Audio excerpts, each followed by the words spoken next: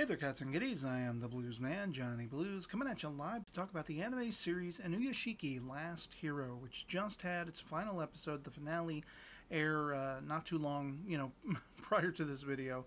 And I have been watching it from the beginning, and it's just all kinds of amazing and profound. I have been doing episodic write-up reviews over on my Facebook account. It's a personal account, not a fan page, where you could friend me, and I've had a couple people do that, follow me over there, and we've had conversations back and forth about this show, because it's so intriguing, and it's such just an exquisite piece. It's easy to understand, as I've seen a write-up on my anime list that called the source manga, source material, whatever it was, sort of like a cult thing. It had a cult following because of how intriguing it is. And it is something that is, it's kind of a rarity this day and age to have an unprecedented, sort of innocent and idealistic hero, unchecked heroism, unbridled heroism in the fashion that this show depicts with the titular character, Inuyashiki, who is this octogenarian who's, sort of been told, I think at the beginning of the series, he has cancer, he doesn't have long to live, he doesn't feel like he has a place in the world. And he just is out wandering one night, soul-searching, thinking he should just crawl up into a ball somewhere and let himself die and be forgotten, which coincides with the opposite end of the spectrum, the other sort of main-focused character, Hiro, who is a younger man, who is kind of, it's a great dichotomy where they are both sort of representative of the same kinds of things, the same kinds of mentalities, but from different ends of the spectrum, also different ages. You have this younger man, Hiro, who is also trying to find his place in the world. He's just kind of going through the motions and living his life and doing the typical thing, teenagers do.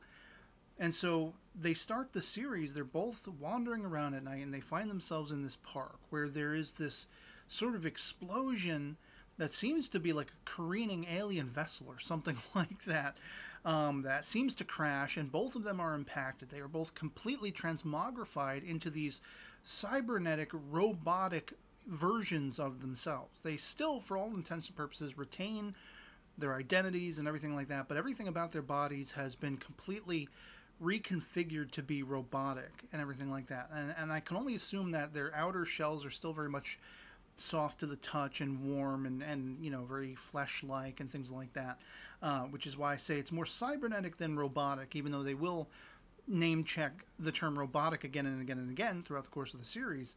But you see the division in the mentalities of both of these characters from the get-go, because Inuyashiki, he doesn't really know what his purpose is. He has been, for all intents and purposes, healed, but his life just goes on. It just continues, the mundanity of that, of being, so unrecognized and just sort of invisible to everyone, even his family to a point. Whereas you have the Hiro character, who is the unchecked evil, the opposite end, the darker end of that spectrum, where he realizes, well, hell, I can get away with murder. Literally, I can mess with the system, mess with people. And he starts, breaking and entering innocent families' homes and murdering them, slaughtering them. And it gets very gruesome. That's the one thing that I've had the most trouble with watching this series. It gets hella gruesome and gory and a little too realistic in some estimations for my tastes of how evil he becomes, how despicable and evil he becomes, how murderous, how bloodlusting, and the ways in which we see him killing. And, there comes a point where Inuyashiki, he is sort of slower to the uptake, and this could be a commentary on the fact that he is an older man, but he is a little bit slower to figuring out what his body is now capable of, and so he's on a slower learning curve, and he eventually makes friends with one of Hiro's best friends. They always hang out and read manga in his friend's bedroom and everything like that. They always, communicate back and forth. But this kid has not been going to school. He's been bullied. He's been sort of, anxietized and scared out of going to school. And Hiro's all about trying to primp him up again and push him back to going to school. And I'm going to be upset if you don't go back to school, all this kind of stuff. So there's interesting character relationships going on all around from the start. But as Hiro's friend begins to realize what Hiro's capable of and starts to put two and two together that he's taking lives, his friend is motivated to need to do something, and it just happens to coincide with this information that's going around about this angel from the heavens who's going into hospitals and healing people with terminal diseases and things like that. This being the titular Inuyashiki. This older man, he is answerable to the opposite end of the spectrum as to what his motivations would be when he realizes his powers and abilities. He is selfless with them. He would rather heal people and save lives than be so murderous as the younger man that Hiro is. And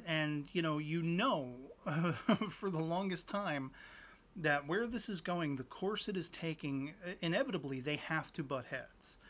And there are a couple near misses throughout the course of the anime series, but eventually it leads to that ultimate confrontation. And the thing of it is, that's not even the end game, because then, three quarters, through the anime series, you have this overhanging threat of an impending asteroid crash that's going to wipe out all life on Earth, probably. And it kind of became a thing where I was speculating in my written reviews that if there is to be any reasoning gleaned as to why these two characters were given these awesome, upgrades, these abilities, perchance it was a passerby, alien vessel or something with very futuristic, way beyond human capability technology and things of that sort. They saw the danger that was representative overhanging the planet Earth. And they just randomly found these two people who were brought to the point where they were soul searching and not sure of their place in the world, and they gifted them. And as we find out in the finale, Hiro asks Inuyashiki, "Do you remember what we heard, what we were told?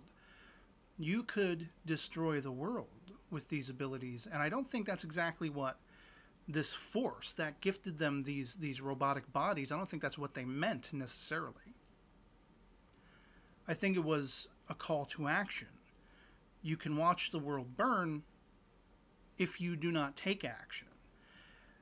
And I think the purpose for them having been given these abilities was to ward off that asteroid, was to be sacrificial, be the saving grace of the Earth, which is pretty much the directive the story is playing at. That's where it goes by the end, by the final episode.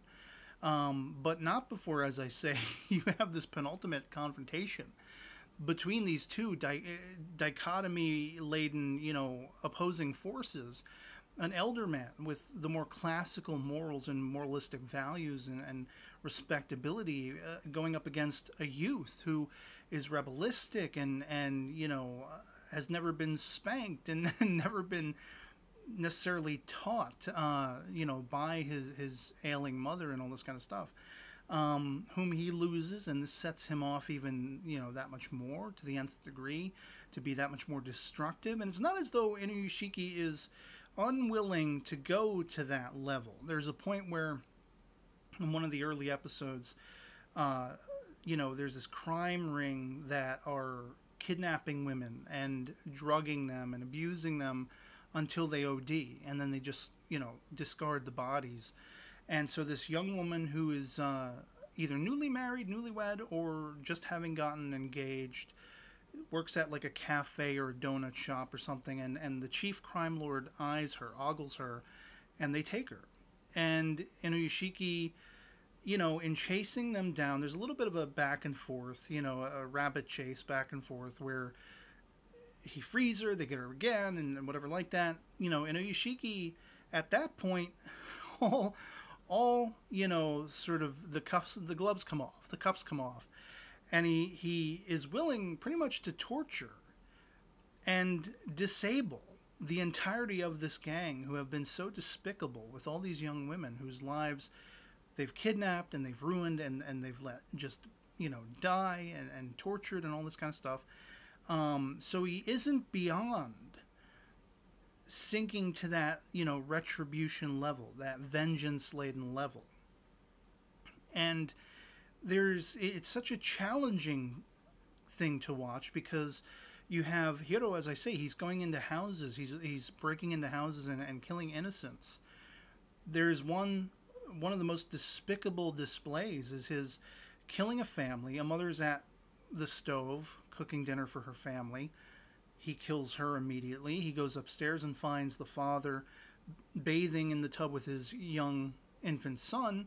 He kills the father, and the baby dies subsequently because the body of the father, the full weight of it, has fallen on top of the child into the water, and the child drowns under the weight of his own father. And at that point I was questioning, can I sit through this? Can I watch this?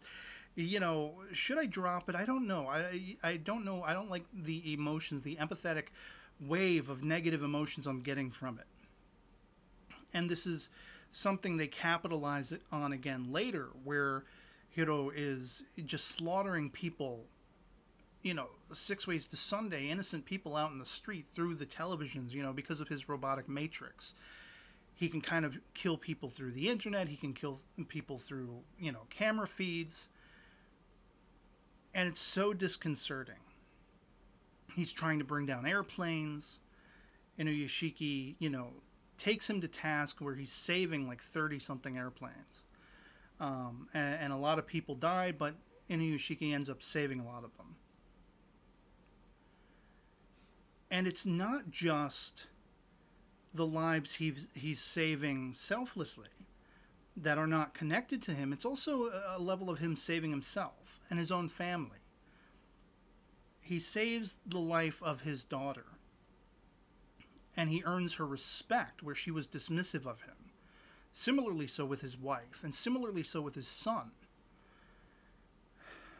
And it's such a profound emotional torrent when finally they realize, because he's been caught on camera saving lives, they realize the worth of this man that they have so far dismissed and become complacent around. And as I say, in the end, the fate of the world is in the balance. And there is some aspect, without wanting to give away explicitly how it ends, there is some aspect of redemption for Hiro, the despicable evil character, that by no means, you know, should you think, you know, can we forgive all his transgressions, all his murderous rage, his bloodthirstiness, all of the lives he took? No, by no means do you excuse that, do you forgive that. But you can still not forgive that and not excuse it while also harboring, you know, an admiration for his potential turn in maybe wanting to help Yushiki in this endeavor to try to save all human life. Whether they succeed, whether they fail, I leave to you, if you haven't seen the series already, to go check out. But it is unparalleled in just the ups and downs, the emotional give and sway, especially as someone who is empathetic like myself. This series, more than once, in a given episode, in all 11 episodes, brought me to boil with anger and frustration, brought me to tears and sobbing, made me laugh, made me chuckle, and it was a roller coaster ride of emotions. My breath would catch in my throat. I would be gobsmacked, whether in positive ways or negative ways.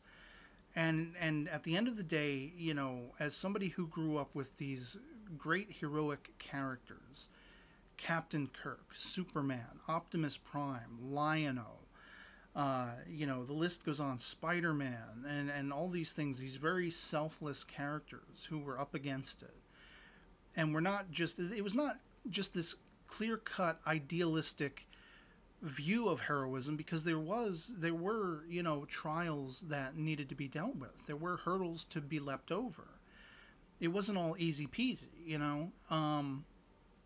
There was conflict, and it was an uphill battle every step of the way, you know, every stage of the game. And it made it that much more compelling because, you know, in the end, you're seeing this unchecked, unbridled goodness an imperfect human being who had all those, frail fears and qualms about himself, about his place in the world, feeling like he never really accomplished anything or amounted to anything. And you have a young man who's very much feeling those same things. He has his whole life ahead of him, but where am I going? What direction do I have?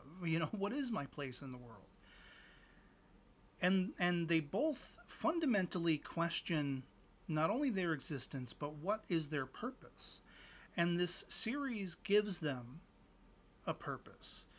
Even if they are coming from opposite ends of the spectrum, even if one is despicable and spiteful and hateful, and one is good and compassionate and selfless, it is such an intriguing commentary on the world around us and what we're capable of if we really apply ourselves, if we really try to be better.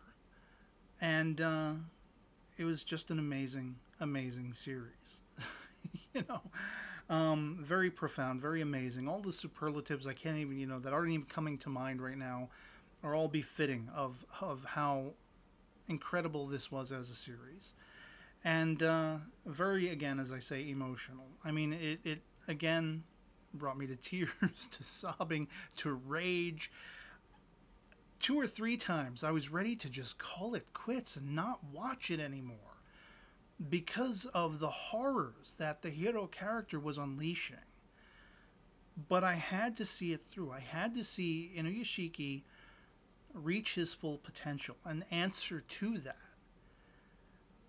And they got so much more out of it by the end. And me as the viewer, there's so much fulfillment that I reaped because of what they sowed as characters.